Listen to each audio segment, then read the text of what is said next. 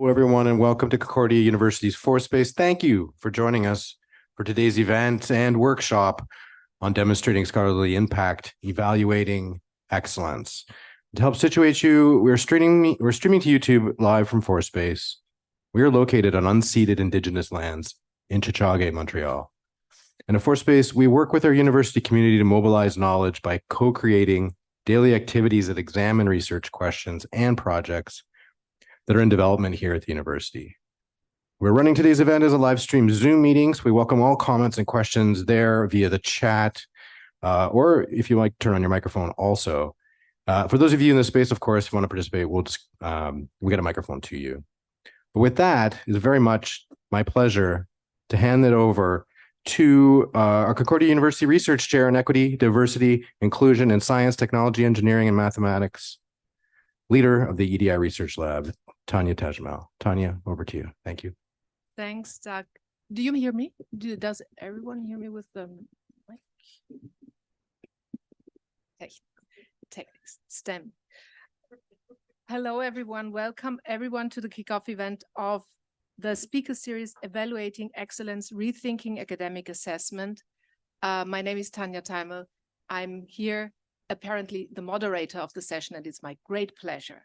I would like to start also by acknowledging that we here at Concordia in Chichage, Montreal, are on unceded Indigenous lands, and we recognize the Kanien'kehá:ka Nation as the custodians of the lands and waters.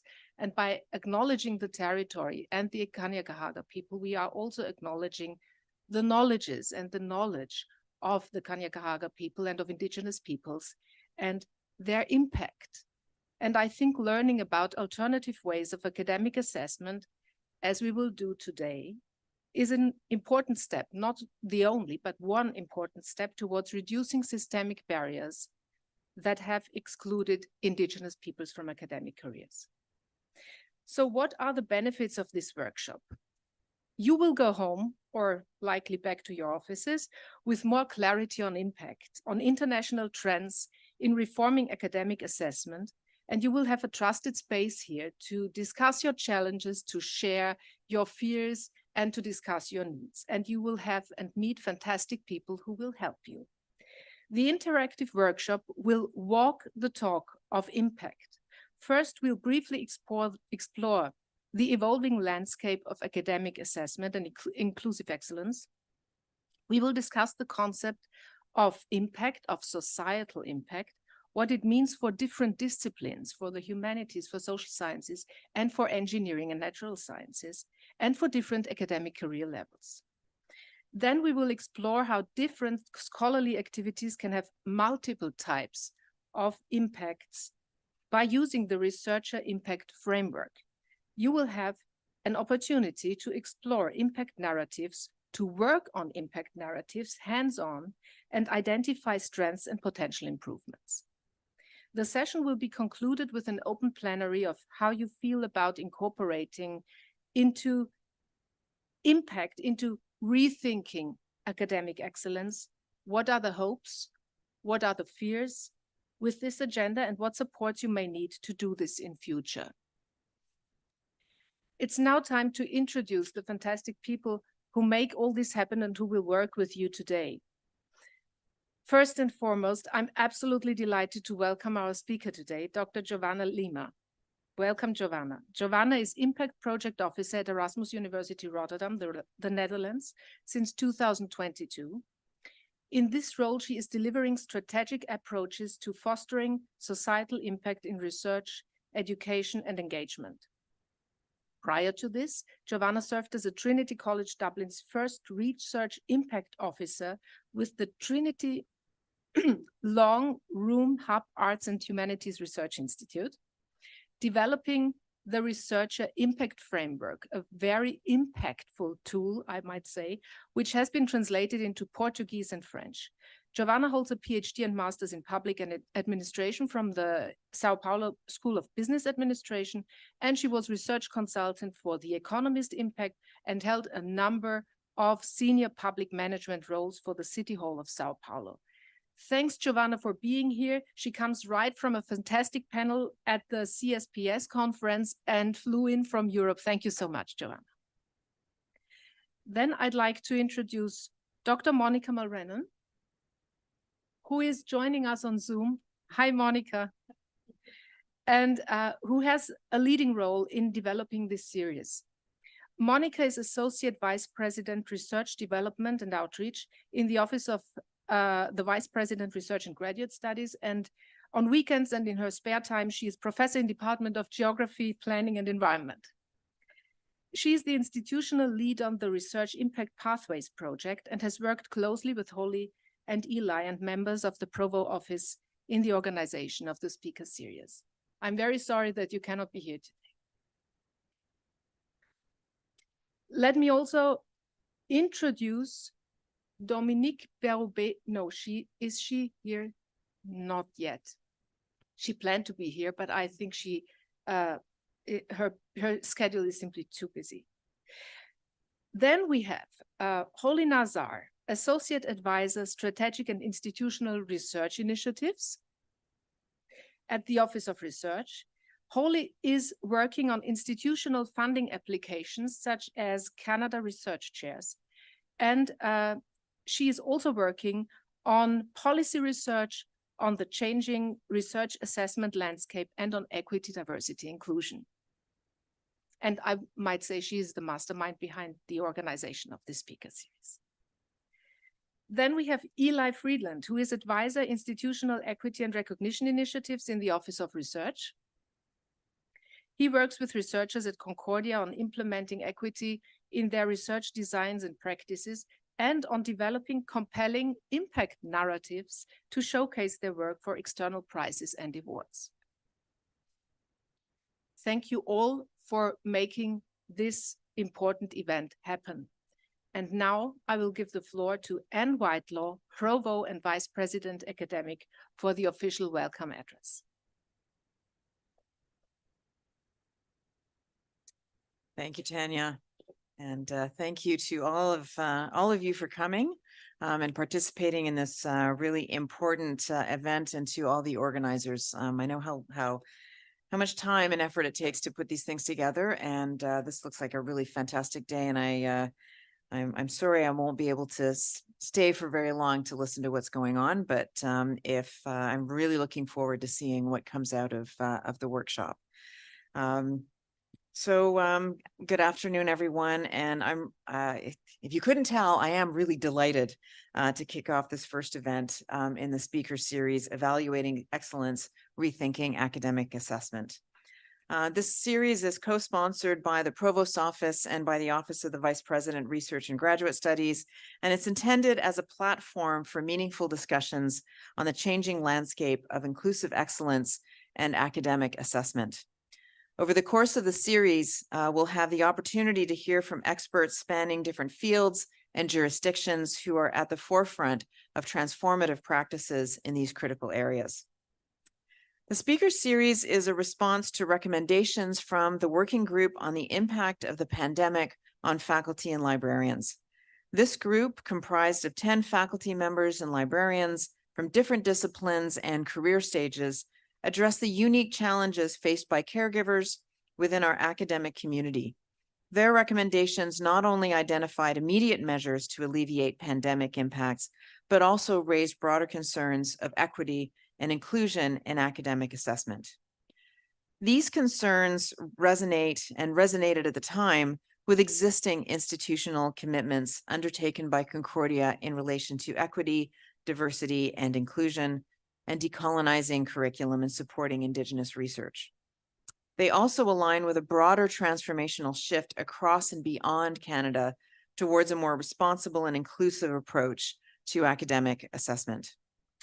A key catalyst for this movement is the Declaration of Research Assessment, or DORA, an international initiative endorsed in recent years by the tri-agency, by FRQ, and several Canadian universities. DORA's principles encourage a re-evaluation of how research is assessed, moving away from a narrow focus on journal impact factors towards more holistic evaluations of research quality and, that word, impact. This includes considerations of research impact beyond citations, embracing open scholarship, open science, and commitments to community engagement, policy influence, and addressing societal changes, things that are all really dear to my heart. There are indications that this transformation is underway at Concordia. Alongside the creation of a new Research Impact Award, which will be awarded annually at the university level, the recently released strategic research plan for 2023 to 2028 includes the following overarching objectives. 1, to support research innovation that helps tackle local, national, and global challenges. 2, embracing inclusive excellence and Indigenous knowledges.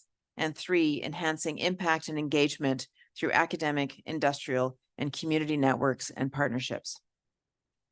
Moreover, some of you will be aware of the initiative known as the Research Impact Pathways Project. This is part of a wider institutional commitment to a sustainable impact agenda coming out of the voluntary university review undertaken by Concordia in relation to the UN Sustainable Development Goals.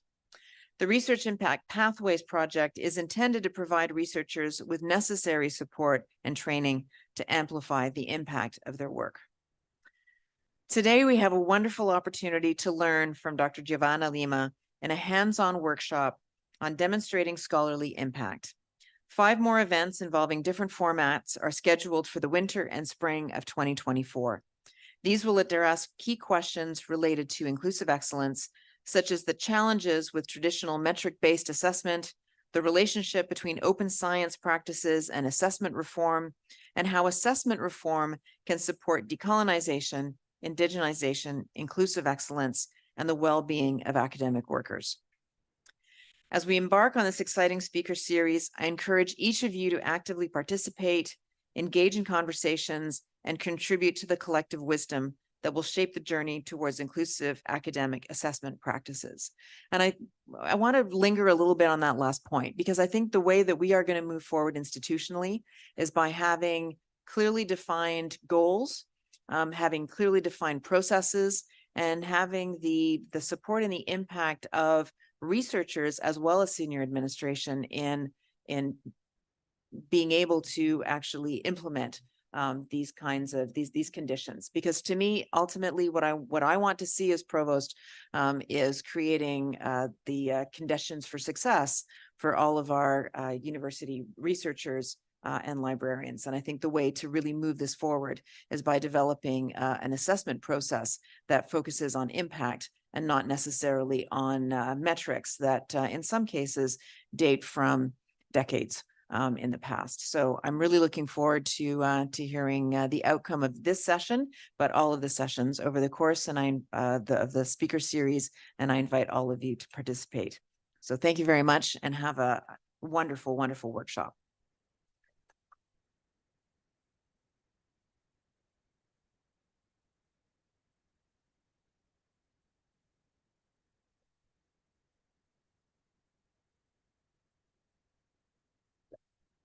I think you can hear me. Yes, thank you so much. Thank you, Tanya. And the provost, thank you so much for your words and kick us off. Thank all of you. I can see the results of when I think of impact. So let me go in and share my screen so you can also see it. Let's hope the technology gods are on our side today. All right. So here are the results. When I think of impact, I think of improving the world. I think of creativity, benefit, making a difference, influencing policy, long-term ripple effects. We'll talk about time a little bit as well today. Innovation into practice. Thank you all for this. This is lovely to see.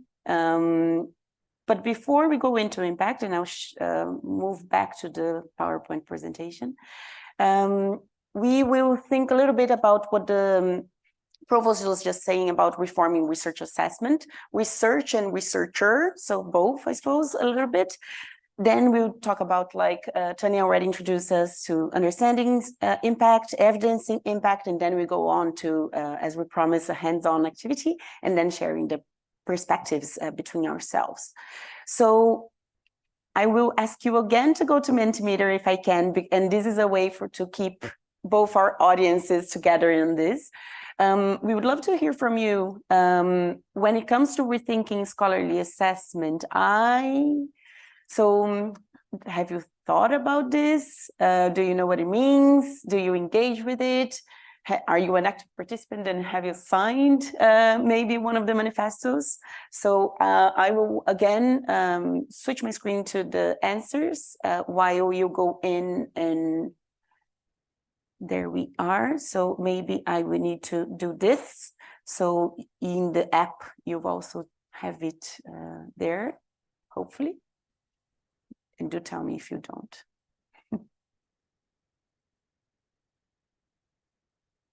So we see the early mover who has signed DORA, someone who has not thought too much about this, has a vague idea what it means. So it's good that the introduction will help with that. And then I will always ask those colleagues who are in the bottom row to help me with the questions as well when we have time. That's lovely. So we have quite a mixture between someone who still has a vague idea what it means, and then those colleagues who are already engaging with the agenda. So it's a nice evenly split between the two rows. So let's start then with our presentation, and we'll have time for questions in a moment. So you're here for me for a little while, and then we go into questions. So it's been a couple of decades now, I would say, of manifestos. So, and when you get to see the RIF, one of the pages of the RIF has a little timeline with most of them. So we have the Leiden Manifesto, the Metric Tie, the Hong Kong Principles, all of them bringing to attention the problems we just heard, the issues of how research metrics has influenced sometimes negatively the science. And I understand the next speaker series event will touch much more in depth what this means. And all of these trends have led to DORA, the San Francisco Declaration, and then and this is part of the trends that we are talking about here. But then we also have other trends like open science and responsible research and innovation. So indigenous knowledges, which here in Canada, I see it's quite advanced as well. So there's reforming research assessment is not by itself. There's other trends coming alongside it, which are quite important for us to keep in mind. Open science, a topic that I was talking to a colleague before the talk, is of course one of them. And then the agreement on reforming research assessment is there. It's an international agreement now. I suppose it was mobilized within Europe and now is open for any institution to sign. And we're now in the phase of creating national chapters as well. So hopefully Canada will invest in having a chapter as well here, which is then this agreement on moving towards this reforming research assessment. All of this sounds very detached from our day-to-day lives within academia. So what does this mean in practice, and how can we illustrate this in a more concrete way? I love this image because it talks about how today we don't necessarily have all contributions being visible and being counted. So it's not everything that we do in academia that gets the proper recognition. Peer review is one of them, I would say. We do it during the weekends, late hours, and we know how important it is for moving science. But peer review is not yet properly recognized as it should. And then we have team working, for example, team science. In some disciplines, team science is ever more important, but then we still have individual assessments based.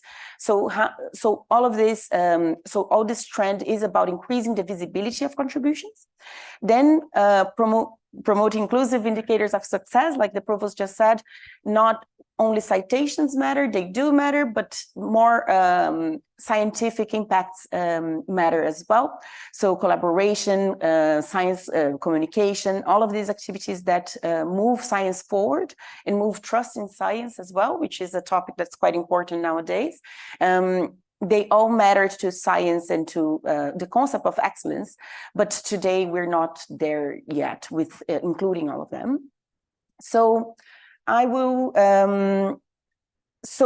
the trend is also about diversifying talents. So what are the talents? And the provost and Tanya have opened saying how traditional based metrics and careers in academia have kept some populations outside the system.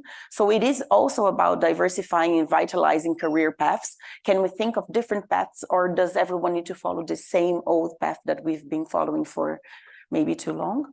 And then achieving the balance between the individual and the collective. Some disciplines are still individually based, but some of them are not. And then how do we then acknowledge the fact that there are collective contributions that should be recognized? So this is to contextualize what is going on. And then impact. So we were discussing before scientific impact. So citations is one of the ways that we try to capture scientific impact, but new knowledge creation and mobilization is one of the many types of impact that we can think of. We can think also of economic impacts of research, health and well-being, public policy. Someone mentioned influencing policy. When they think of impact, industry and innovation was also someone mentioned innovation. So we can go beyond scientific impact, but then what does that mean? How can we define impact? How can we assess it? So that's the challenge that is in front of us when we say that we want to diversify what we measure, and the provost was quite keen on moving towards this. And how do we do that? And how can we start thinking about these things? This is what we're going to focus on. In practical terms, you are already seeing this happen, right? So context or narrative-based CVs are coming our way. NSERC has already adopted a pilot, I hear. In Europe, we had many funders moving towards narrative CV since 2019.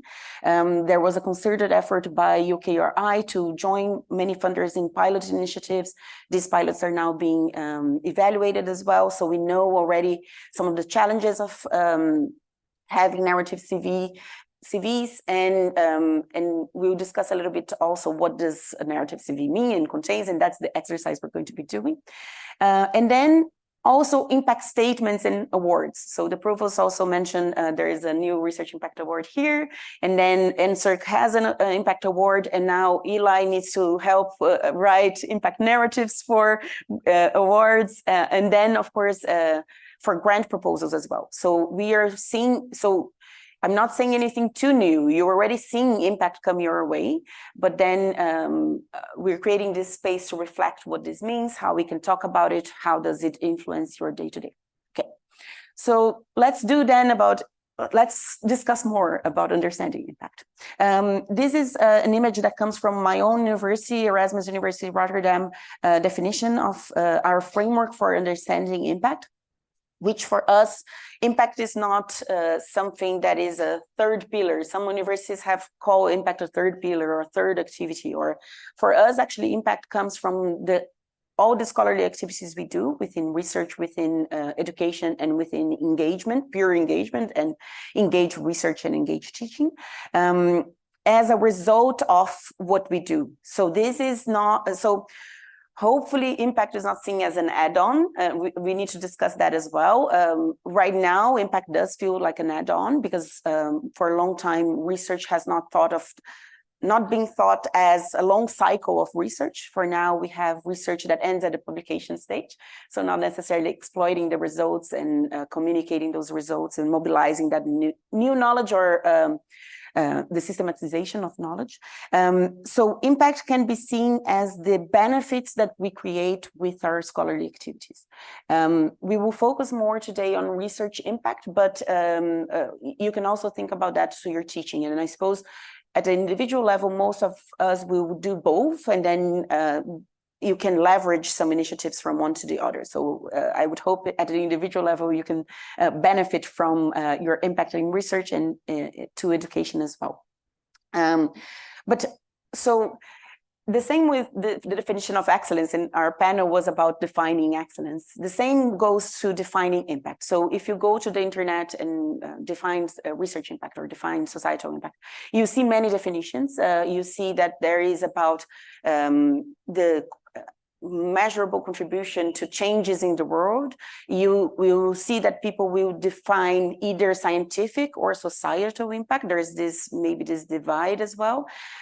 Here we are talking, and you'll see in the framework and the activities we're going to do, it's impact is taken as a whole. And why is that? I suppose the first thing is to acknowledge that impact is not in our control necessarily. So when we're talking about benefits to others, others need to also want and welcome this benefit. So the sphere of control, we are in the how can I say this?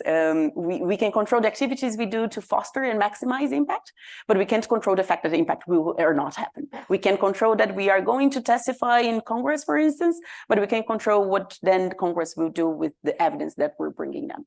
So I suppose the first thing is to acknowledge that impact is, we can be conscious, we can be purposeful, we can plan for it, we can monitor it, we can communicate it, but there is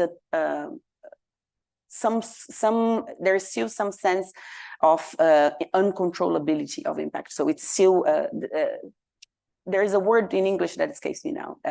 It's still serendipitous, I suppose, although we have pathways to impact. So even though we follow the pathways of impact, impact is still in our sphere of influence, not necessarily in our sphere of control. The second thing is the issue of time. So if we understand impact, when is the right time to measure impact? When is, how long is enough after we do something to measure impact? So when can we expect the benefits of our research to trickle down to the world? There are some that will be quite fast. There, for applied research, for instance, even the engaged research, even the process of research is already impactful because you're already changing how people feel about things. You're already changing their perspectives through the process of research. But there are some disciplines which are more maybe not engaged, or maybe their next knowledge user is within academia. So they're far away from impact, because especially societal impact, because their next knowledge user is within academia. So let's use the example of a physicist, or so maybe the next user is an engineer, and then the engineers will go on and do brilliant things with what they use from that initial colleague's knowledge. So how can we then follow these ripple effects across the knowledge chain to understand our impact? So there are many levels of nuance that we need to understand impact. And then, and I don't use necessarily define, because it's actually about how do we understand and approach and engage with this agenda that I feel it's quite important for, especially in this kickoff, and especially of creating this space that will create this maybe definition together. Then there's the issue of negative impact. The big blockbuster for the summer was Oppenheimer, so it was quite easy for us to talk about impact, negative impact now. We always strive for positive impact, but we have also the concept of negative impact and grim impact. So if you go to the last slide, we'll have some literature if you want to follow up reading. And the concept we use for negative impact is called grim impact. But we strive for positive societal impact, but what constitutes positive for one can constitute negative for other. So if we take someone that works with fossil industry, for instance, we are having a discussion at my university about engaging with industry, with fossil industry. Should we be engaging with them? And if we make them more profitable, they will see as positive, but many of us will see as negative. So the definition of what positive and negative impact is quite also debatable. And then one of the articles that I also suggest talks about normal and extraordinary impacts. Sometimes impact can feel too distant and too big, so only the late career researchers and those colleagues that invented the mRNA vaccine, that impact is for them and not for me who is doing this. And then because in the development of this impact agenda, we may have focused for too long on extraordinary impacts instead of focusing on the process of impact, on normal impacts, on the day-to-day that leads to impact in the future. But actually, it's a cumulative effect that will lead to something. So when we see the mRNA vaccine being applied, it's a great example of how long did the researcher have to invest, and was actually not supported by the university system to keep developing something that would only prove impactful many, many years from then.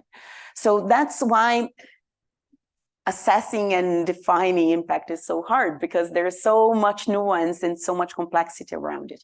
So sometimes we have a discussion, can we assess impact? If we can, what's the best methodology? So there are, in the last slide, we'll have one good summary of many methodologies for assessing impact as well. And then a discussion also on which level should we be doing this. So this is a little summary of how we move towards this agenda over the years. We have something I didn't mention yet, which I think is quite important. Sometimes people feel a tension between academic freedom, academic excellence with impact. And then for me, it's quite challenging to understand that tension, because for me, I pretty much agree with this graph that you're seeing, where academic rigor and excellence is the cornerstone of impact. So impact is built upon academic rigor and excellence. And then we have benefits coming from that. So then we have the first generation of impact was, I suppose, a bit one way. So it was universities trying to impact on society. So we were trying to influence society from our ivory tower still, but we realized the ivory tower should maybe try to reach out a little bit more.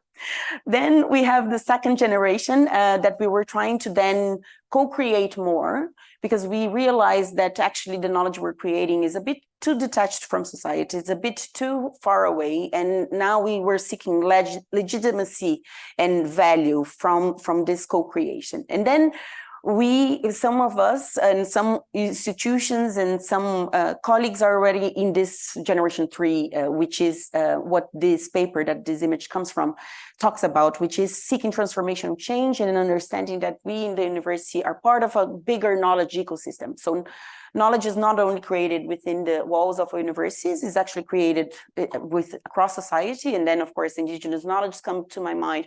But then, of course, citizen science, industry, R&D, etc. So how can we be part of a knowledge ecosystem that is, that actually we don't see the barriers there, that we are part of the same system? So each of us will be in a different stage of these generations of impact, each person, but then also each team, each project, and then each discipline as well. So the maturity levels, if I can use that word, which is not a good word, but we'll do for now, will be different for each of us. And then this is a terrible image, which you cannot read all that's written there, but it comes also from my university's framework. But it's about showcasing the different types of impact. So we discuss how different disciplines will probably have different types of impact.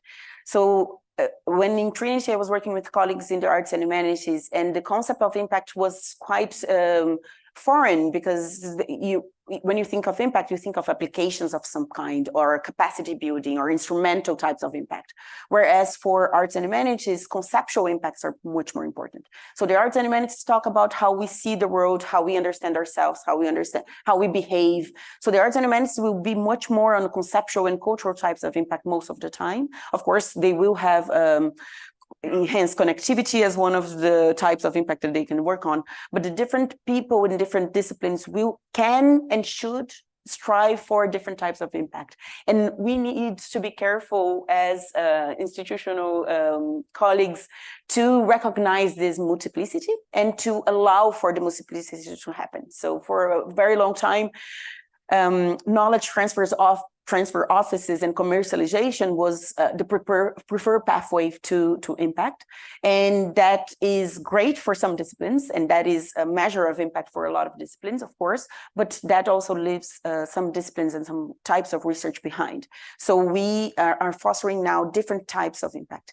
And then I suppose, even if you think about your the different career stages, something that we also want to discuss, you may, as a researcher and as a teacher, and within what you're doing, move along different types of impact. And you probably don't even think that you're doing that. And sometimes I have discussions, should we even use this image? Because people are not thinking that way. They're thinking that you wake up, they're peer reviewing something, and then they're going to Congress. And then the next day they're supervising a student. They're not thinking of instrumental impact or conceptual impact. But anyway, as we progress in our careers, we do get more and more different types of access, different type of networks, different type of responsibilities. So when you are mid-career, you're supervising the next generation of students. So what's the impact you're going to have there is going to be quite different from your previous roles. So as we move along within disciplines, but then within our careers, you can have the multiple types of impact as well, different pathways to impact. And then I showed before economic, health, and so we have different topics of impact, let's say, and different types of impact as well, just to make things more confusing. And then, so we talked about time, we talked about the different pillars. Let's discuss a little bit about the different levels then. So we have the individual level, but then you heard the Provost say herself how she's very much wanting to focus on the institutional level of impact.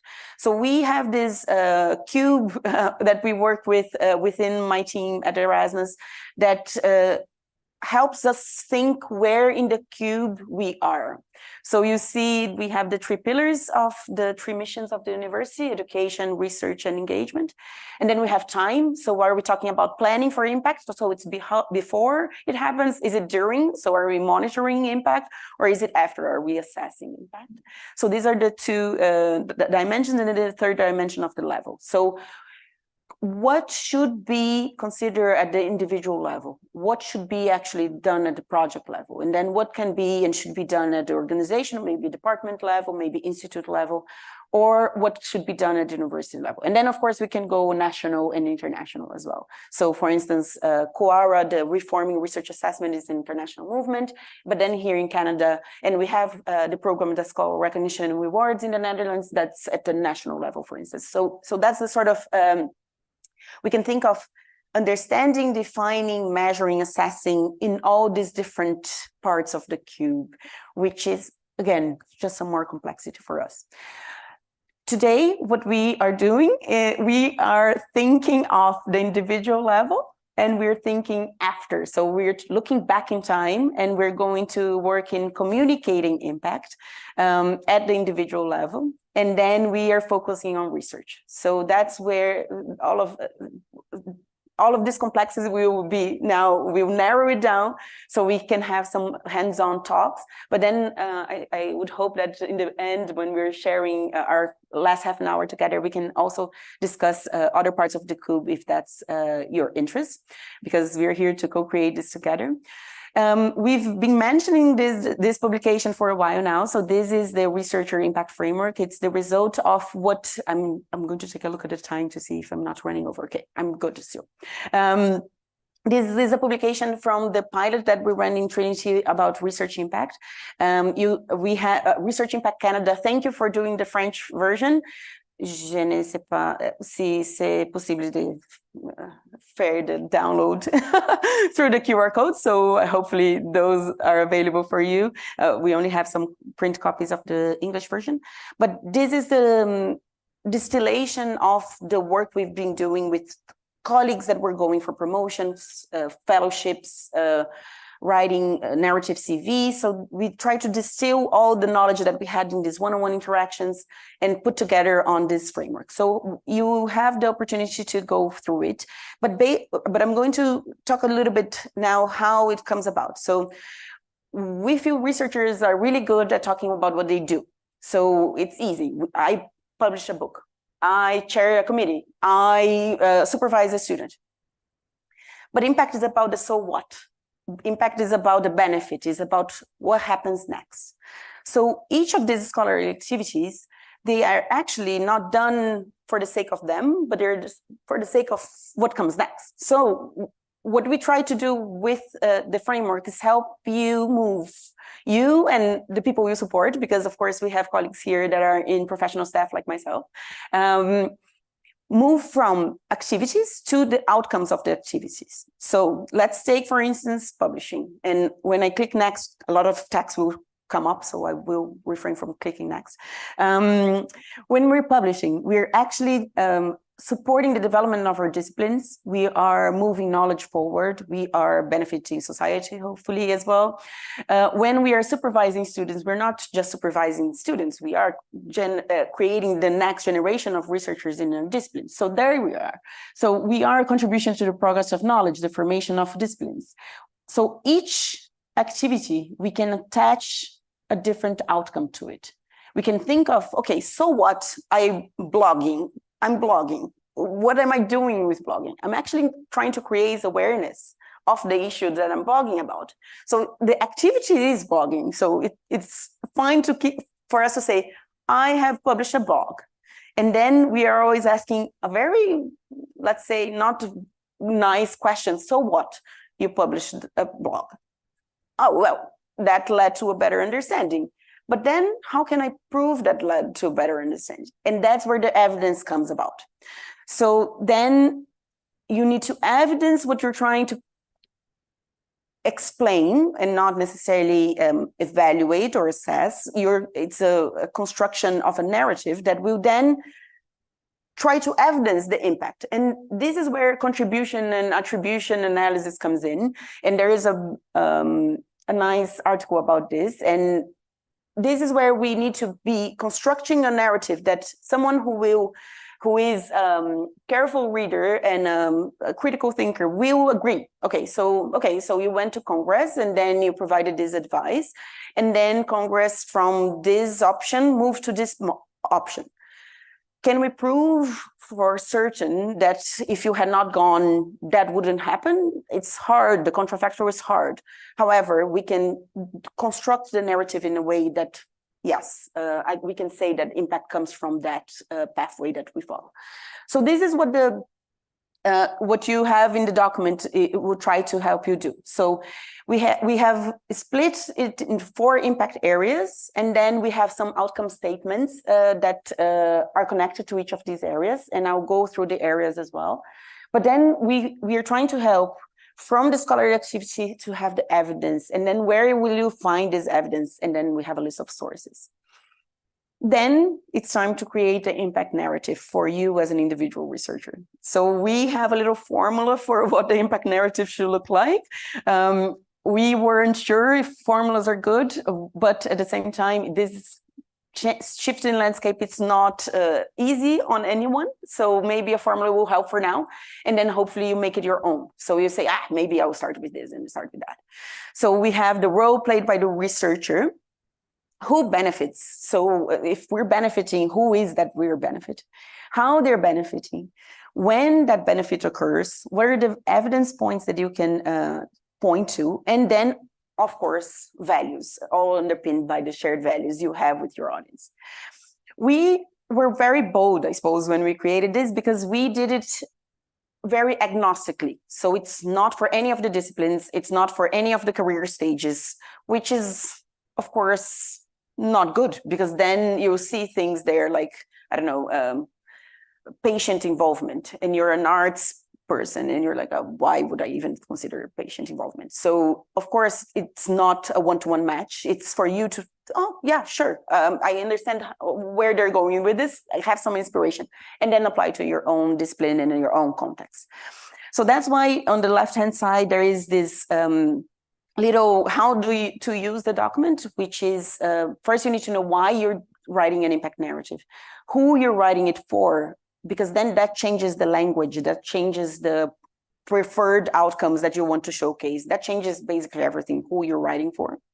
Then when you're writing, should you be writing this now? Should you be maybe focusing this on some types of impacts later?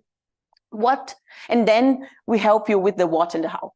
The what and the how, we have some help for you, but the why, the who, and the when, it's up to you to decide. And then the what and the how, we hope to help you do that.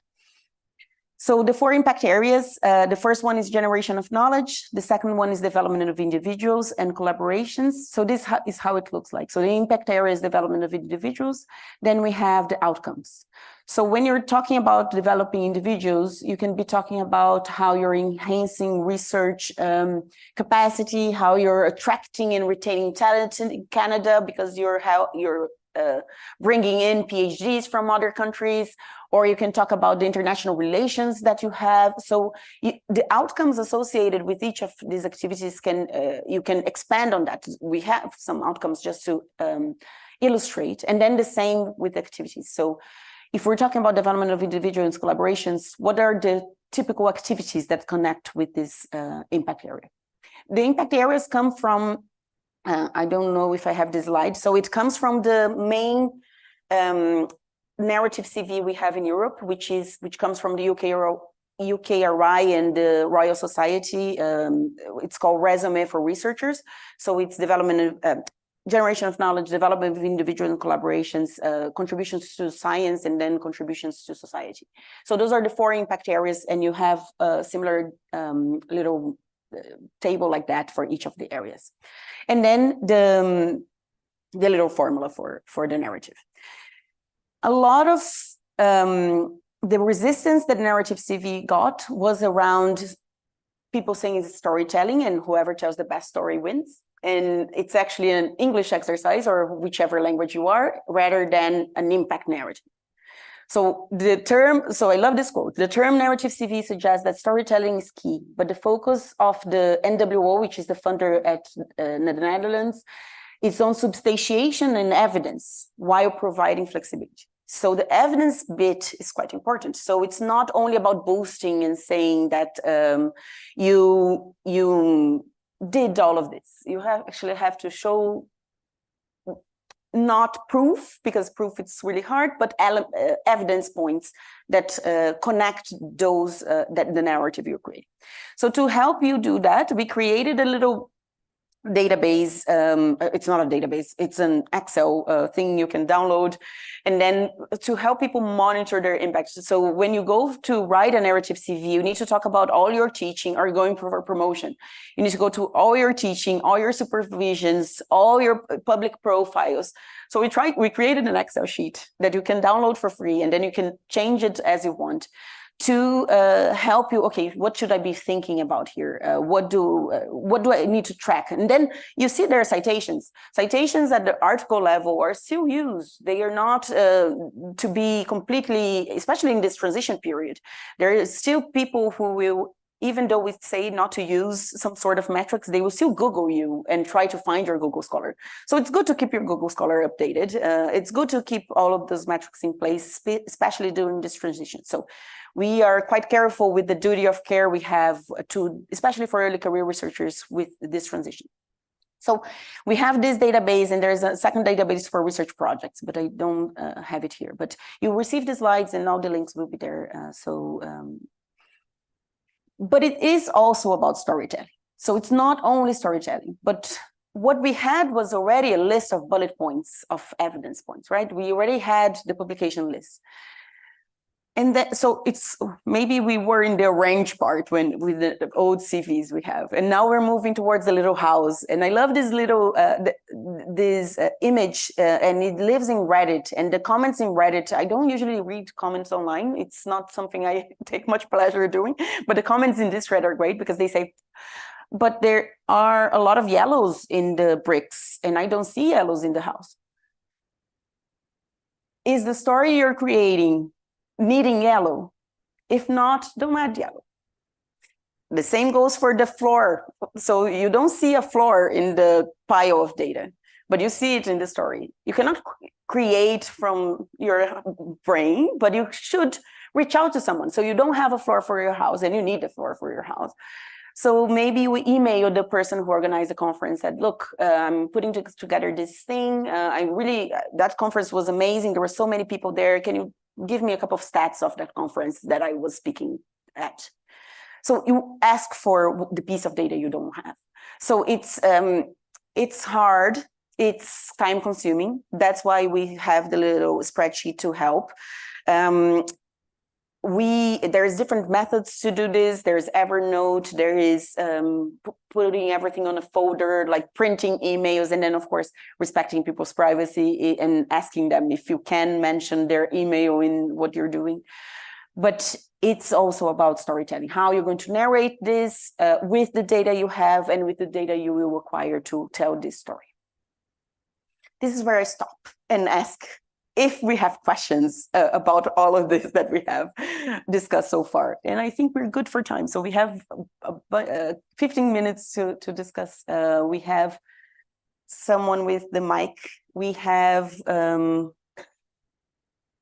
things in the chat I cannot read, but maybe our colleagues at First Space can also read it. We can help with that. If anyone has questions in the put them into the chat, or also you can raise your hand. Virtual hand, and we'll get that question also. Okay.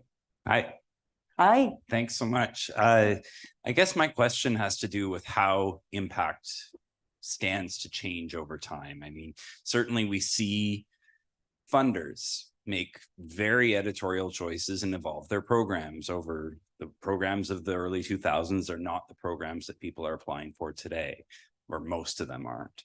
And likewise, I mean, one of my first introductions to impact was institutions looking 5-10 years ago at who are our superstar researchers today. Let's reverse engineer this problem and see what they were like as ECRs, as mid-career researchers, to find some early indicators of who our superstars will be. But inevitably, every job talk that I've ever been to, we have a bunch of mid-career researchers saying, wow, I would never get my job today because these people we're interviewing are superstars. And so I was just wondering if you see impact evolving significantly from decade to decade and year to year. I would say yes, and this is an exciting time, I would say, because now we recognize more types of impact. And then one of the issues we have nowadays with promotion committees, for instance, is how do you, what types of impact are more significant or more relevant? And that's why I suppose I would say that the fact that impact is moving to institutional approach, and then people are more conscious and purposeful about it, then the discussions will come to say, okay, this type of impact or this type of researcher matches more to what we're trying to achieve. Then, but I would say, so yes, is a short answer to your question.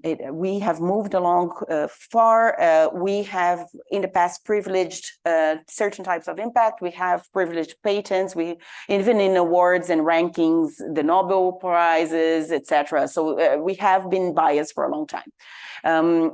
But that's why I suppose today, if the more we can engage and the more diversity of types of impact we can acknowledge and reward, it's better, because then we will be in a position to have diverse talents within academia, which we need desperately.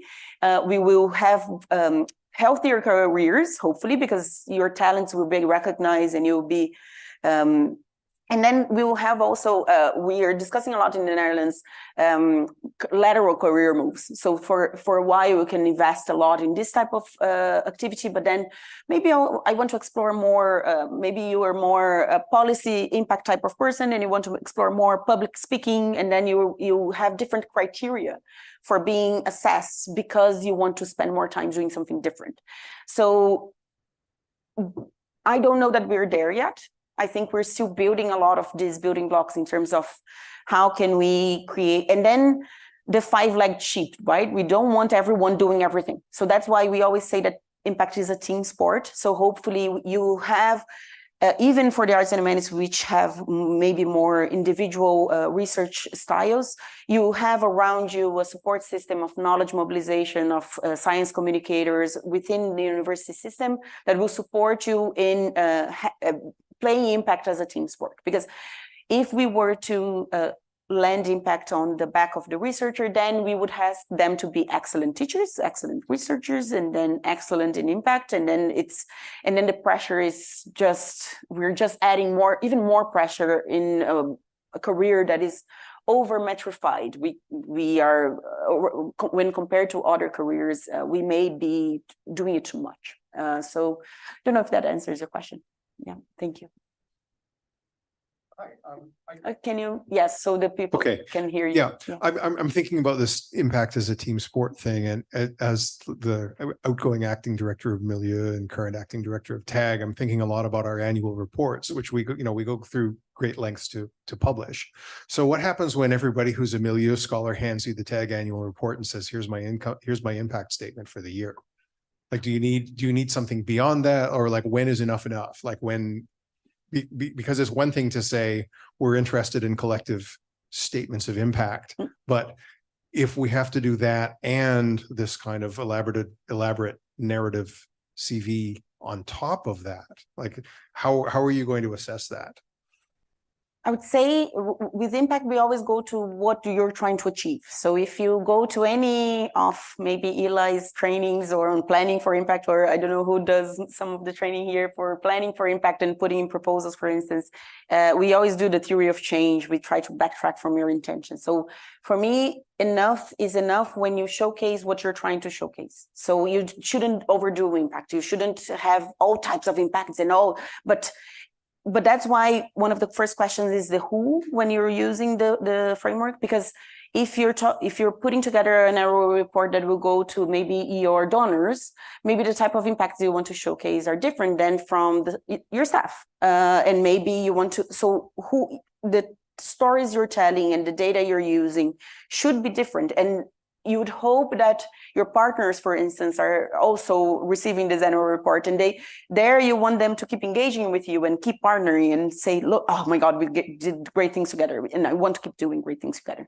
So I would say enough is enough when you've showed your what you're trying to show.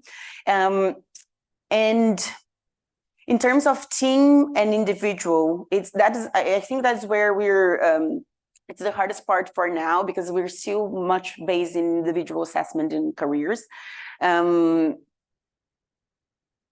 We do have the different spreadsheets for each of the things, but you would need to hopefully have the contribution of individuals clear enough that they would be able to use in their own things as well.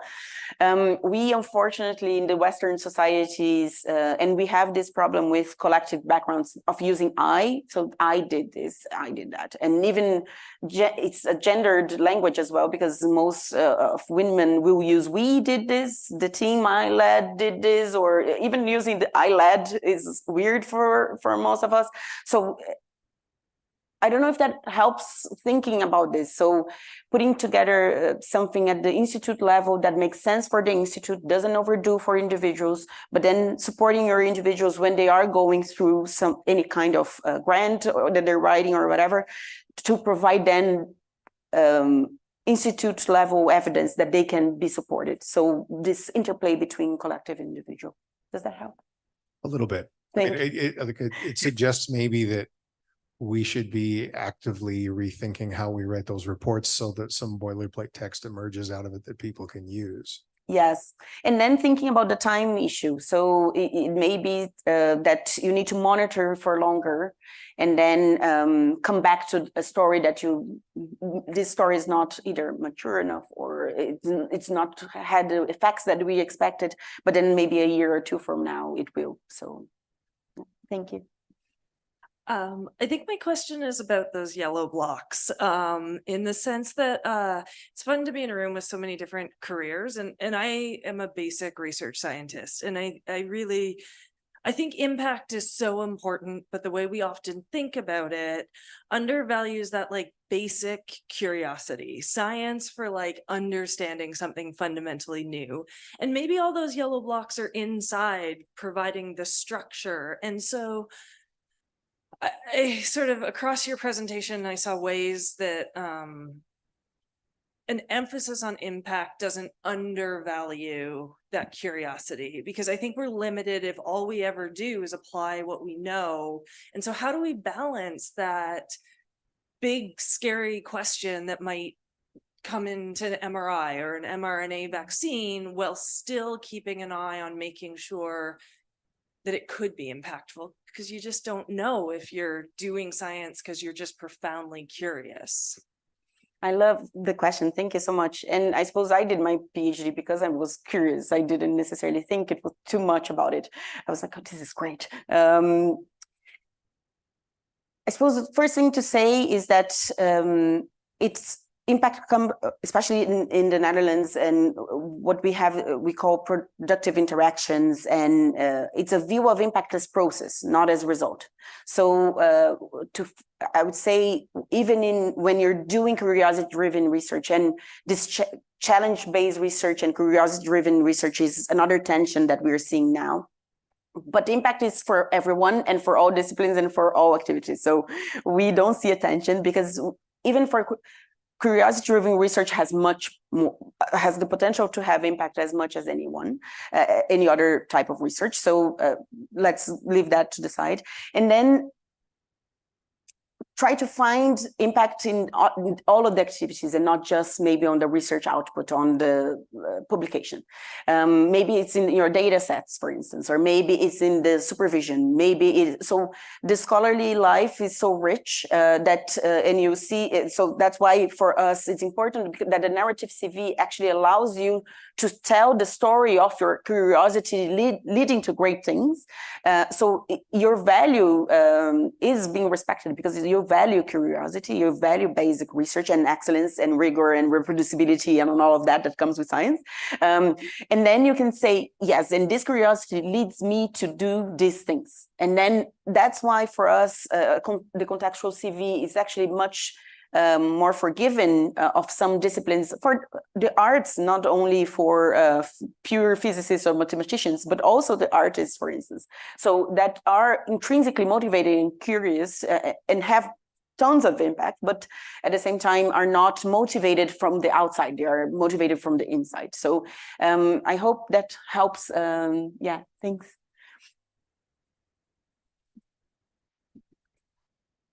For your talk. So I have an elaboration on the individual versus collective question. So for the individual, I can imagine that younger researchers going through tenure and promotion might be hesitant to go for the more narrative approach, diversifying what research impact could be like if maybe they have a more conservative department. So first part of the question is, what would you say for those researchers open to that idea, but kind of fearful of how they would be evaluated? And then the second part is on the collective side, if you had any specific examples, say from the Netherlands, of departments or institutes really welcoming the more narrative broadening of research impact approach.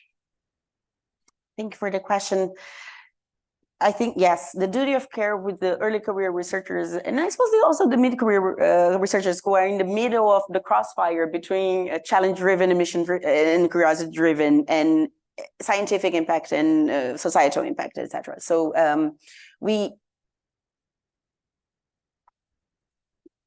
there is a coalition of the willing. So I suppose the first thing I would say to someone that is in an environment that is not too welcoming is to find your peers that will share your thoughts, because there is we see in most disciplines that there are colleagues that are already doing a lot of impact. They never waited for this agenda to arrive, and they're already doing it because they want to, and they're intrinsically motivated to do it.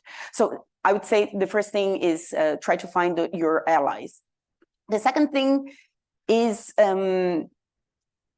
responding to opportunities that will align with that the criteria aligns with this intrinsic motivation. So if we have, for instance, so now we have challenge-driven research being put out. I don't know how the Canadian landscape is for this type of grants, but in the EU, we have now a lot of calls that are societally challenge-driven, and then even partner with government agencies, whatever, which would then it's inescapable for you to be in impact. So then you would still have the proper research outputs that you're expected to have in that conservative field you're in, but then you will be doing impact because that grant or that project you're involved in requires you to do it. So you're creating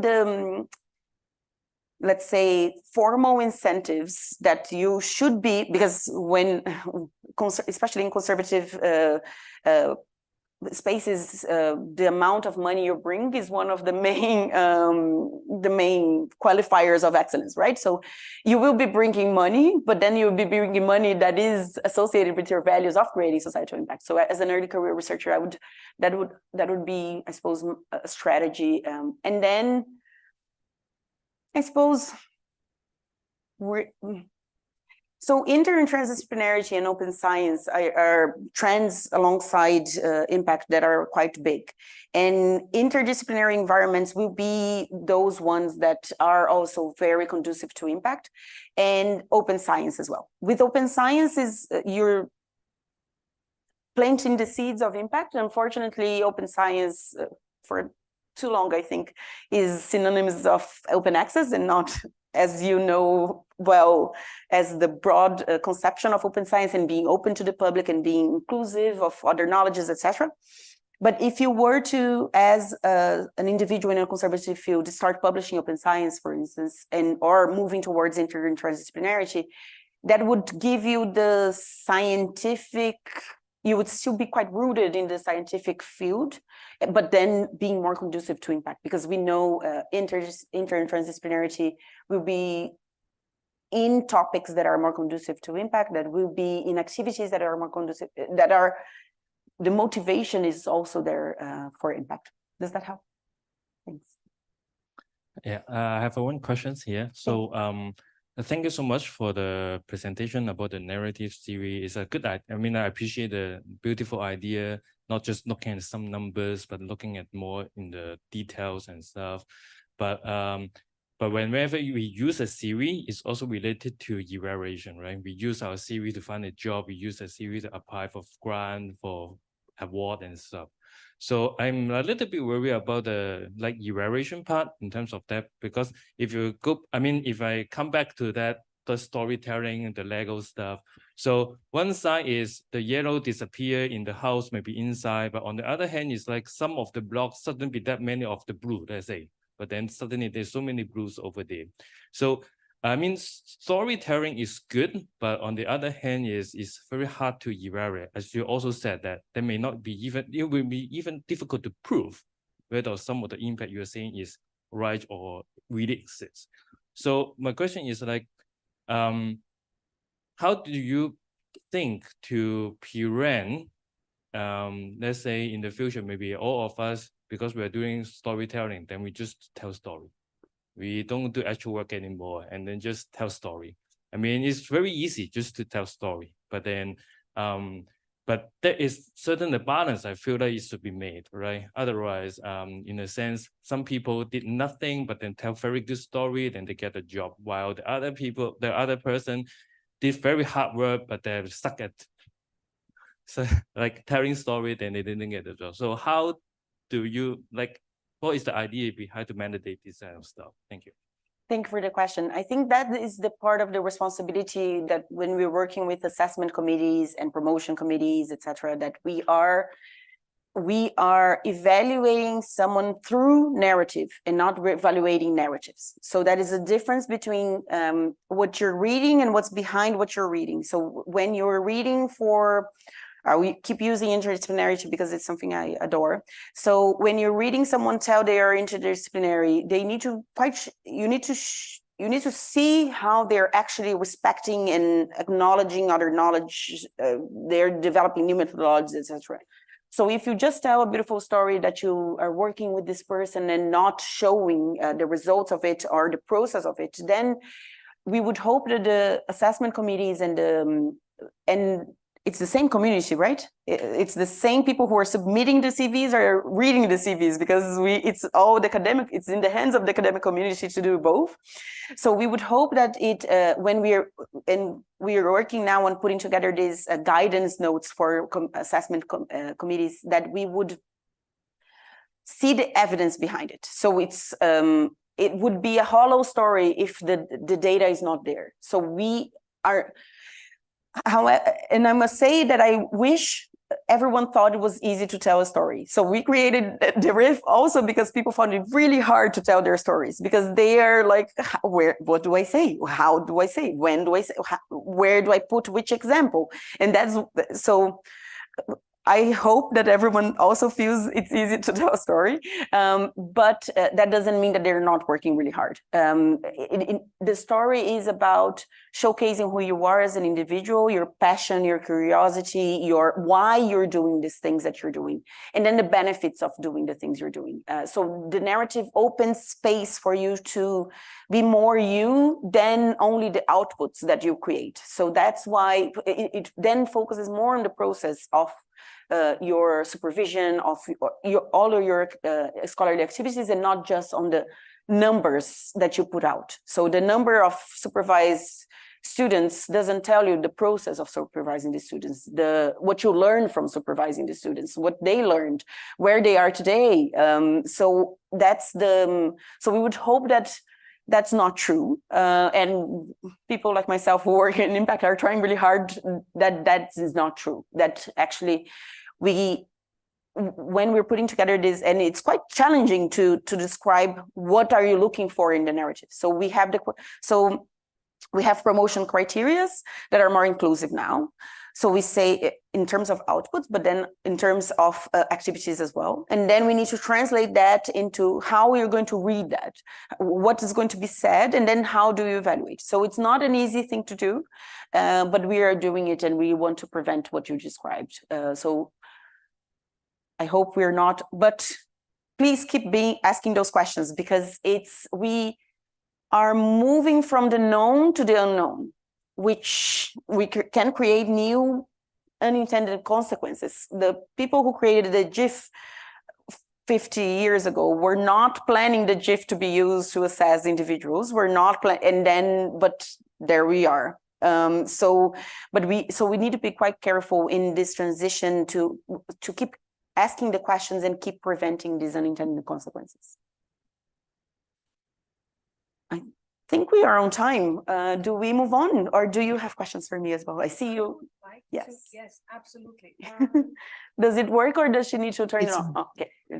Thank you, Giovanna, for this first part. This was so interesting. I took a lot of notes, and yeah, maybe I just would like to recap a little bit of what we heard. So I think, and everyone feels it and can imagine, that this kind of new impact assessment is somehow, or could be, unsettling simply because it's new, right? Simply because it's new. But what I also understood is that, and that is very often the fear of natural scientists, of engineers, who are very much where the impact factor and where the metrics are very strong and are still in use, and that it's not so much about substituting that, but rather contextualizing it, rather giving words to speak about that, and to find the context of the research, and to contextualize who is the, I like that very much that you said, who is the group, or which is the group that is the first impacted group. Could be other researchers, and then how is it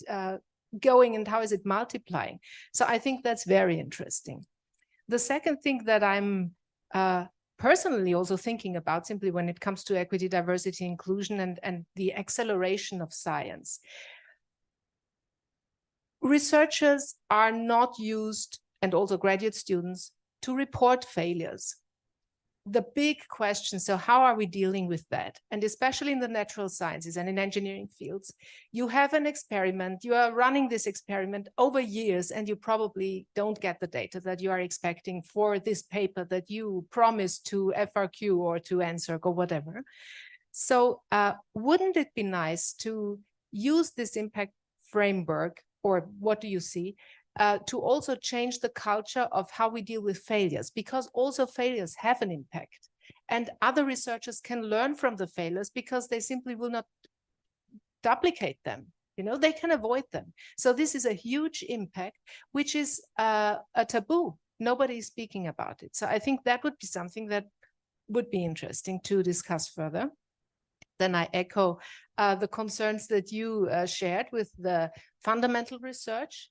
What is the impact? So I can imagine that a researcher who might be involved in, I don't know, studying medieval literature of Latin dialects or whatever, what is the impact of this research? Or an astrophysicist who is studying something that is light years away, where there is no immediate impact. I mean, the side effects are the engineering and so on, but what is really the impact? And joy is also an impact, right? Curiosity and joy. And I would like to link that also to education and the human right to education. Education is a value in itself, right? So it is not that we educate always for something, for an application. Education is a value in itself because it is empowering the individual, and having a curious, a joyful researcher who is spreading this joy has an impact that we might not be able to measure, but it's there. And probably you see it when they give a talk. So I mean, astrophysics is extremely influential, and there is a course here at Concordia with thousands of students, which is the physics without numbers or without formula, whatever.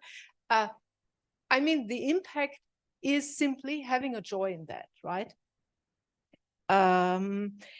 And what else? I took so many notes.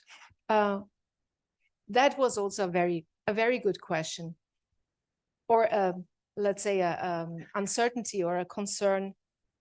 If we change that now within academia, in different levels of academia, what about the others outside academia? Will they understand it? So will they understand these new CVs, these new impact narratives when we go to apply for a job somewhere else? I think that's also something that many young researchers are concerned with, or also so emerging but also established researchers when thinking about beyond academia. So a lot of food for thought. I think it's now time for phase 2, Yes. right? Okay. Do you? I think we do have. you? Let me. I'll go back to the slides. Wait, that's interesting. I think our colleagues has stopped my screen share, so that's why I can't just go back to the slides. Let me go, because we're going to go now to the hands-on activity, which is, here it is. And I'll reshare my screen, because we promised you a workshop, so we will put you to work now. And I'm explaining what we're proposing, and hopefully you'll have fun.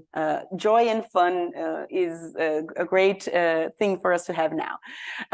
So we thought we would bring you some examples of narratives, and then you could spend some 5 minutes by yourself, and then in groups discuss the narrative. So we thought that you could spend some time trying to identify the who, the how, the road, the when.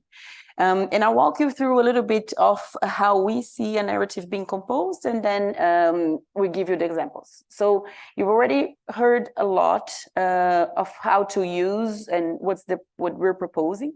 So for instance, if you were to have in the impact area of generating knowledge, you could come up with the outcome statement, and what you're trying to show is that you help strengthen the evidence use in public policy making. I'm biased for policy impact, so I use it all the time.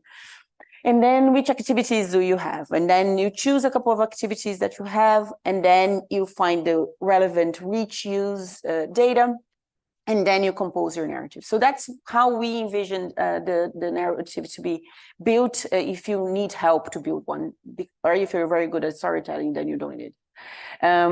Then we color code. So I'll skip this one because we discussed this a lot already. So this is how we came up with, there's a colleague in Australia that suggests to color code an impact narrative.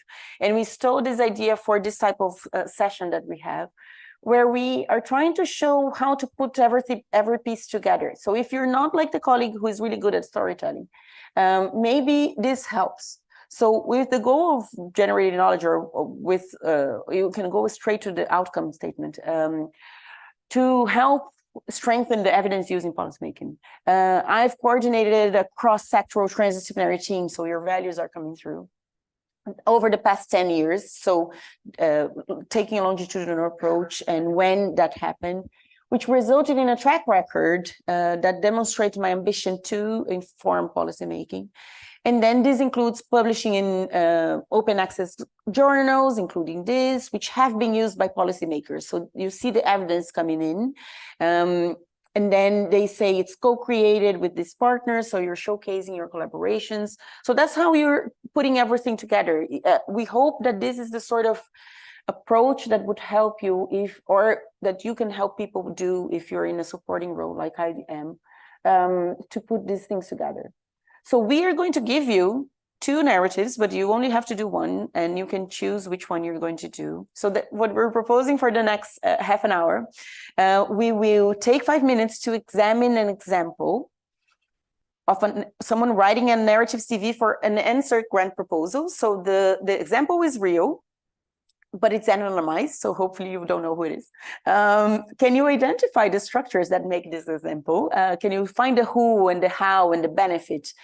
And can you then identify one strength, what you like about it, or one development point, one development point? Can you give a feedback to this person? I didn't really feel you showcase this, because then when someone is going for a promotion and they ask you, can you take a look at my portfolio? You can maybe help them. And then after these 5 minutes where you're reading through and identifying what you like, what you don't like, then let's take 10 minutes to discuss within the groups. We will move to the tables, colleagues online will move to breakout rooms. And then if you can highlight the different structures and then have a discussion about what you found, what you didn't find, and then we will collectively talk about it when we're back from the groups. So this is the activity. As we move to the tables, we will hand you the printouts, and the colleagues at the Zoom room will receive a Word document from our colleagues at Fourth Space, and then colleagues at Fourth Space will also move you to breakout rooms and then let you know also when we're bringing you back. Is that correct, Douglas? That is very correct. Anyone, our friends on Zoom, the breakout room is open, and I posted the link to the 2 narratives as a document in the chat. If you have any problems, though, just chat to us here at the desk, any of the Fourth Space accounts, and we'll help you out. All right. Thank you. Okay, so us who are in the room, we will take some printouts and we'll move to the, oops, I need to bring this with me. We'll move to the tables around us, behind us. And let me see. Yes, one for each person. And then there's 2 examples, one in the front and one in the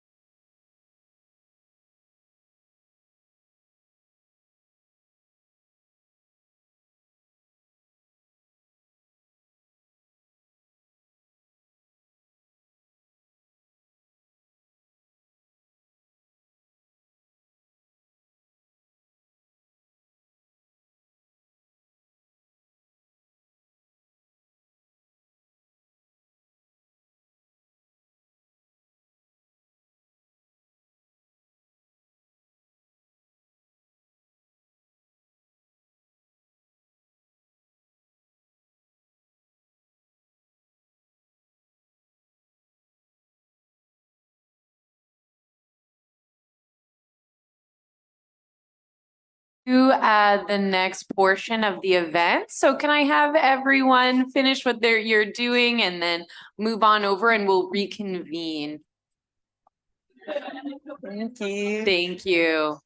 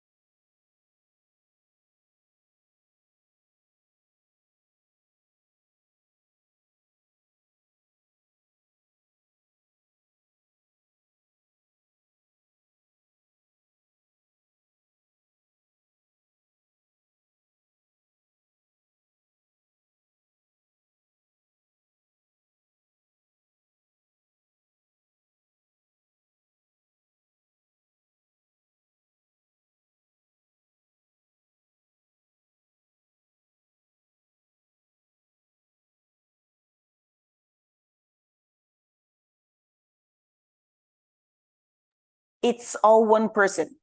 So it's one CV, so it's not two people. So this was taken from different parts of the CV, one 4-page CV for an NSERC proposal. And it was anonymized, although I was reviewing earlier today and I was like, oh, I left the name of the field here. So there were some clues, I suppose, on who the person might be, but it's a real person from Concordia. So one of your colleagues. So, but you don't have to be nice because it will help to hear criticism. It's already submitted, so the ship has sailed. Can we have someone sharing their perspectives or the group's perspectives? What did you discuss? Just so we learn a little bit from each other. Yeah?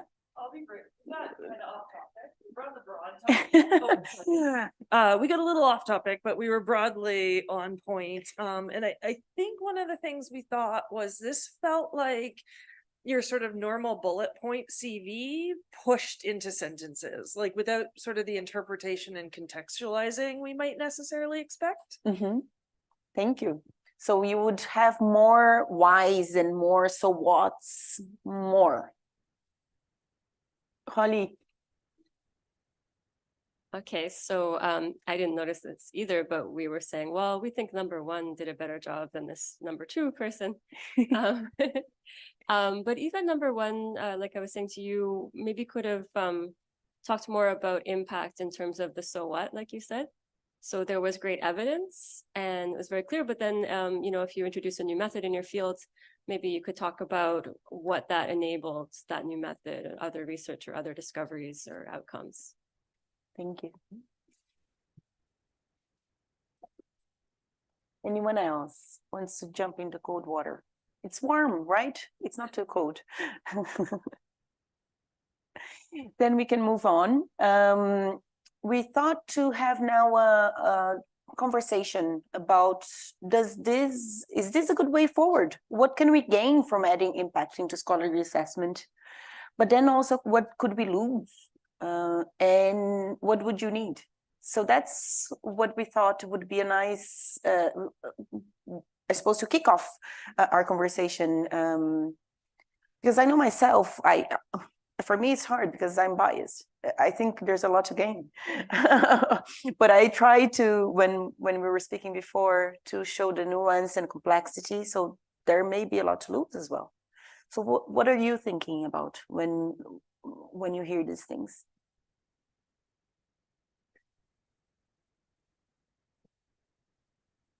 Yes, please.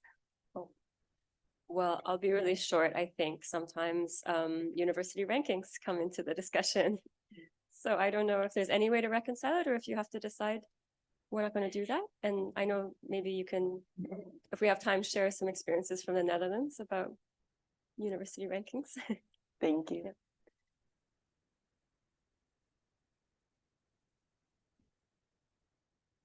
So it's on that last point, what would you need, but less about demonstrating my impact, but thinking about how we evaluate early career members, mid-career members. This is more time consuming in my experience than traditionally just looking through the list, looking at the numbers. And in the current state of academia, how do we do it? How do we find the space and resources needed to give these careful considerations of profiles that are warranted? Thank you.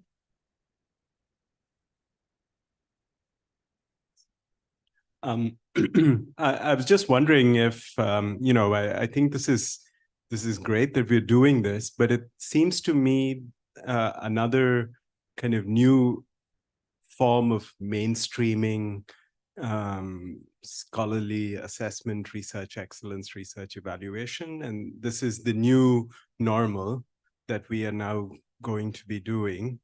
And I was wondering, is there a way that we can do this in a way that changes the kind of structure of privilege, institutional privilege of big universities? There's always going to be Harvard that will do it much better than Concordia will do it. Is there a way that we can change this or do this in a way that kind of levels the unevenness of knowledge production? I suppose I'll start with these three. So the first one on university rankings, I'm really biased on this one because one of our universities just backed off of the rankings. Utrecht University is out. We hear about a lot of the US universities being out as well. We would hope that university leadership would not privilege it. Because I agree with you, Holly, that it brings a distortion to the system that we are trying to value what we value and assess what we value. And then these are external drivers that are not necessarily capturing what we value. The Times Higher Education Impact Rankings was a promise that when it was launched, we thought, oh, maybe this will change things, but we see it's not the case necessarily. So I think it's part of the movement. I think it's part of, we already seeing the gaming that now it's the rankings. I think the rankings are out. Let's say we can see that it's naked, right? The king is naked with the rankings. We already know all the problems. We already, we now need to act on it. I think for a time we were playing more the game. I now see universities being very careful of not celebrating it anymore when it's out, because you celebrate 1 year and then the next year you need to explain how you dropped three places. But actually it's because the other universities are doing a better job in collecting the evidence or whatever it is. How you change so much in the ranking, sometimes it's hard to know.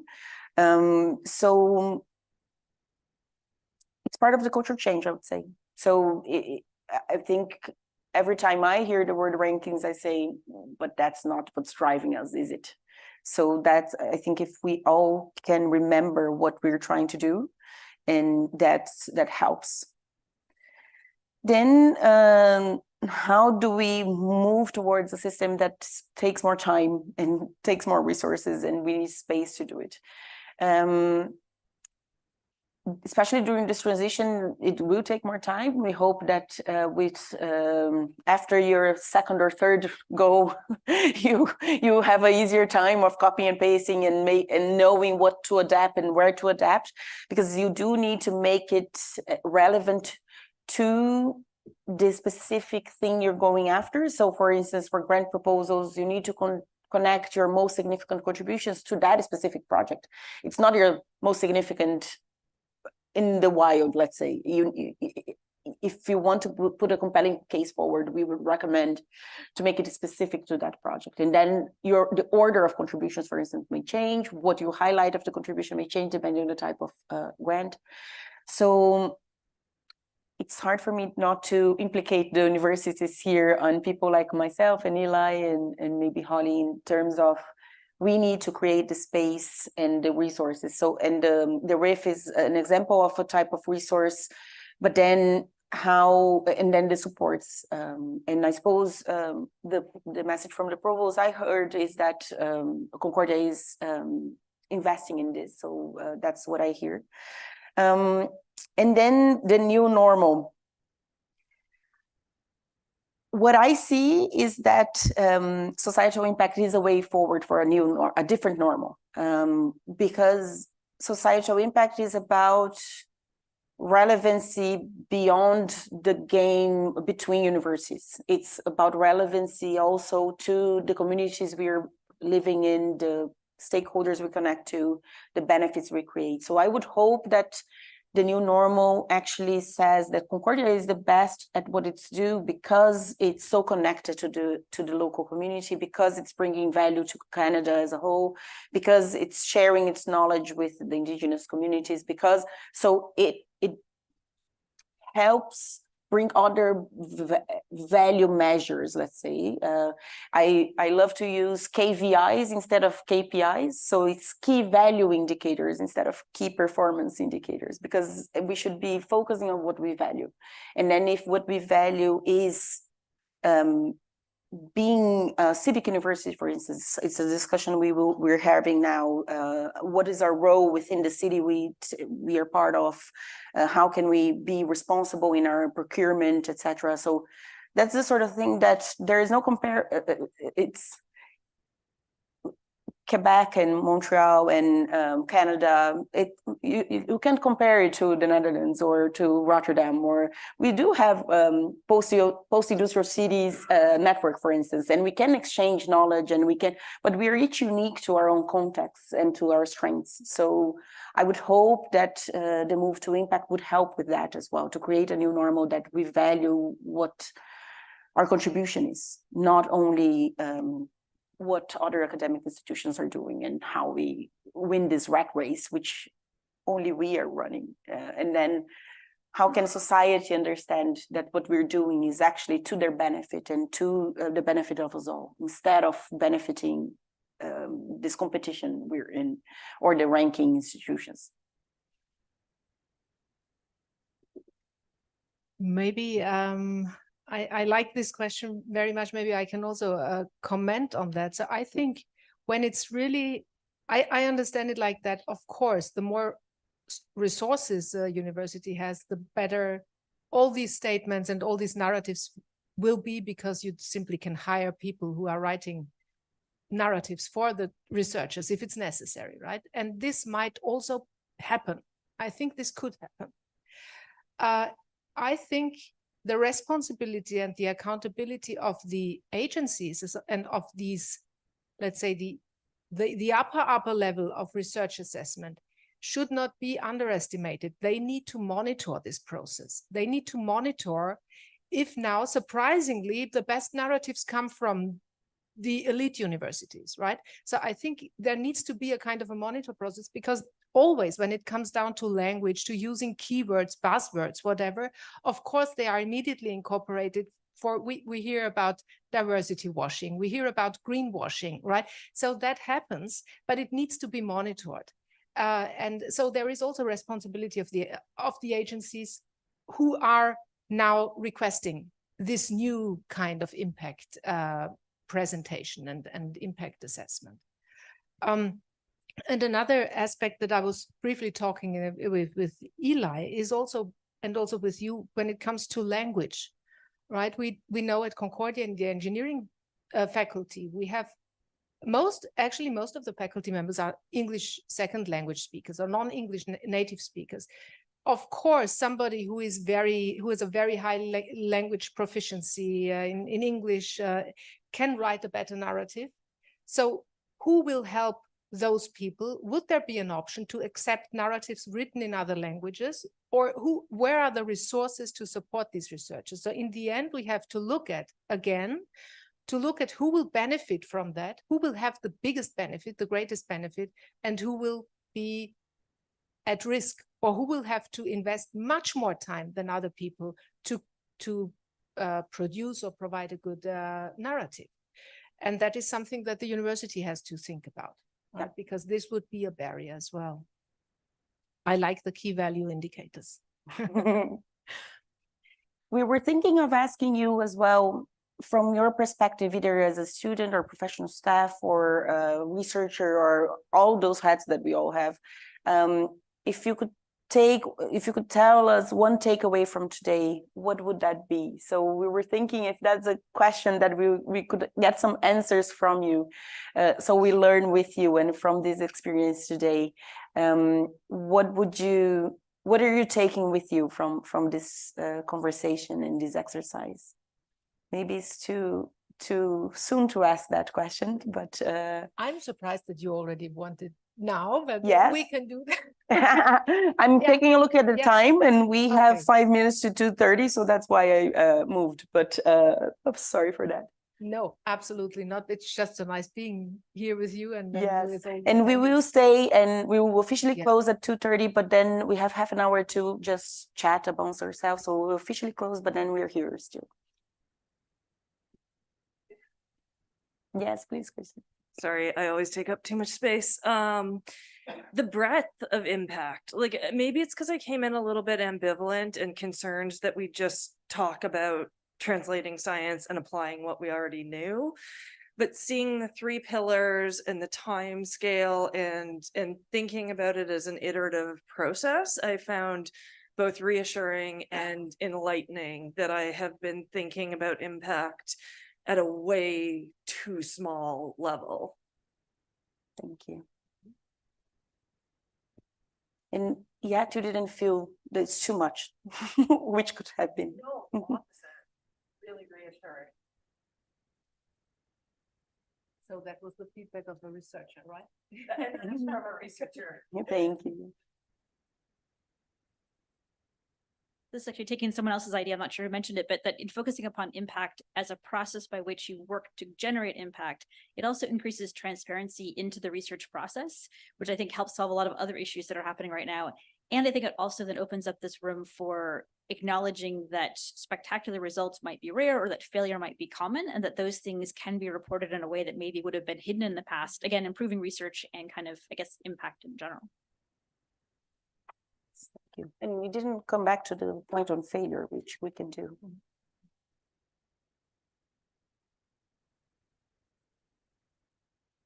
Build on that point, I think she made a great point about transparency in research process. And I think that would be really interesting in trying to understand the kind of latent privilege that individuals in the university have. You know, we were talking about how one gets something published, and it's usually by going, at least in my case, it's happened that, you know, I go to a conference, meet the editor of the journal, talk to him, and then say, you know, try and find out. But the fact that I get to go to that conference is part of the privilege that I have. And that may not be the case for some researchers, especially for those in southern countries, may not be able to. And so then when that line on my CV says I have that publication, there's an entire story behind that, which I think needs to be foregrounded. And it helps with your own reflexivity about all of these issues. Yeah.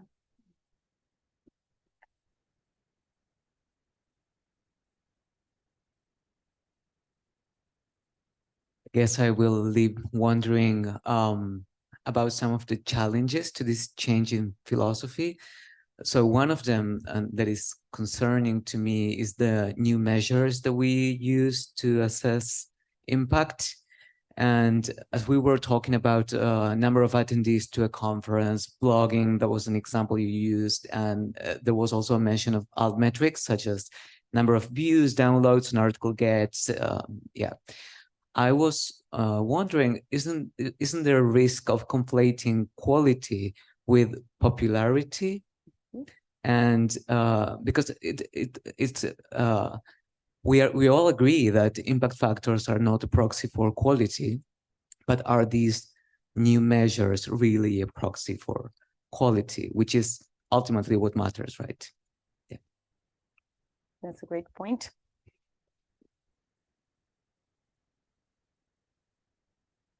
I like to think about that point because it's and how can we escape peer review from quality? Because one of the moves that we have at recognition in rewards is that we will stop using these metrics and we'll focus then on portfolio and then reading the portfolios. And then so you don't use any of the proxies and you go straight into quality. And then you land in peer review because then who can assess quality if not the peers? And then all the problems of peer review that we live today, and then the amount of people you need to assess for a hiring committee, etc. So I don't know that we have an answer for it. I would say that citations is already a popularity context as well. If we are talking about that, we know how privilege to English it is. If we're talking about the language issue, how the breadth and reach of your publication in English will be much more. And we have I don't know if you've heard of the Helsinki Initiative on Multilingualism in Science. I'm a signature of that one as well, because it's about, if we're talking about societal impact and our stakeholders are local, why would I, in the Netherlands, publish only in English and not in Dutch if my vulnerable communities are Dutch speaking? So it's the sort of, who are we creating knowledge for? And then, so it's, I think we are already in a popularity context, and but then we're at least expanding the audience of the popularity context now, maybe. I think that's why for me we did include reach, because reach is the first step of use, let's say.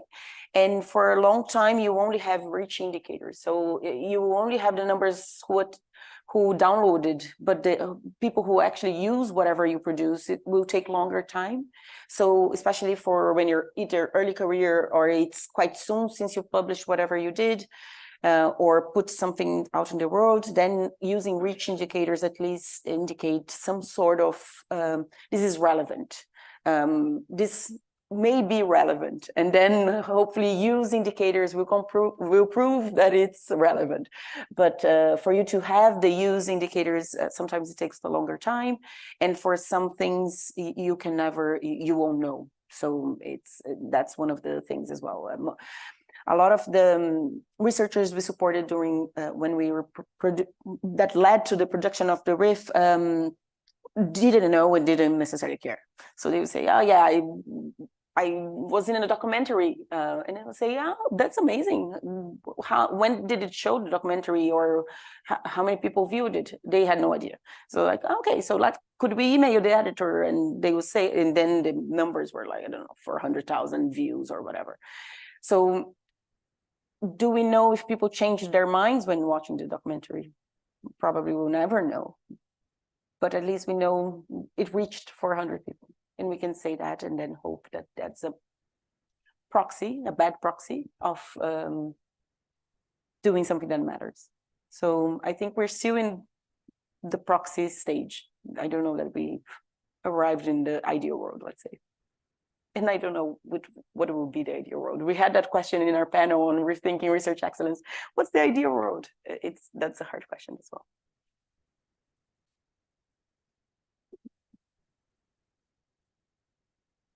No? Then maybe there are also students in the room.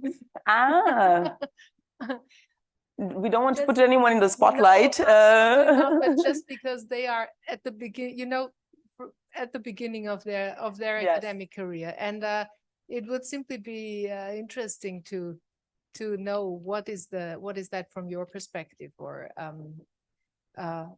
Are you now motivated for an academic career or demotivated? Oh my Maybe God. that is also a question. I don't know. If you want to, someone wants to say something. Thank you, Tanya, for putting me on the spot. That's very sweet of you. There was one slide that really resonated with me when you were talking about how academic integrity and rigor is at the cornerstone for expansion and for growth and for something new. And within that, I think also the next steps are probably multidisciplinarity that you were also talking about.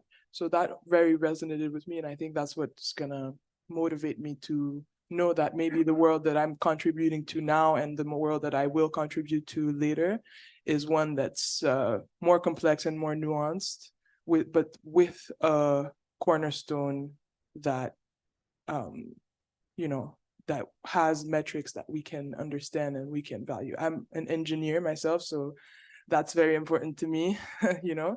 So to know, we were having a discussion in the group recently as well, that when you're presenting something, for example, the text that we were reading, the different CVs, they had a lot of data, but the storytelling was not perfect. And we're trying to understand, is it even worth it? Is it not worth it? But I do think in the future that with the data and right storytelling and growth and expansion, but with that cornerstone, it completely makes sense. So it's nice. It was very nice to be here. Thank you. Yeah. Thanks, Annick. With that, then I think it's time for us to start officially close. So I'll hand the floor back to you, and with my thanks for the opportunity. I should have said this from the start. Thank to you, thank to Holly, Eli, the provost, Monica, and Dominic, everyone for having me. It's been an amazing couple of days. I've learned so much, and I'm so excited for what comes next for Concordia. So thank you for all of you for being here and sharing your knowledge, which I'm taking with me. So yeah, thank you. Thank you, Giovanna. This was a pleasure, and it was, I mean, 2 hours or what? The time was flying. It was so interesting. I think we take a lot home with us, and there is a lot of food for thought. So thank you so much for teaching us, for sharing your experiences with us. Thanks also to Fourth Space for having us. And I think we will continue this conversation about impact. There will be workshops. There are workshops in planning. So stay tuned. And thank you. Thank you all. Thank you.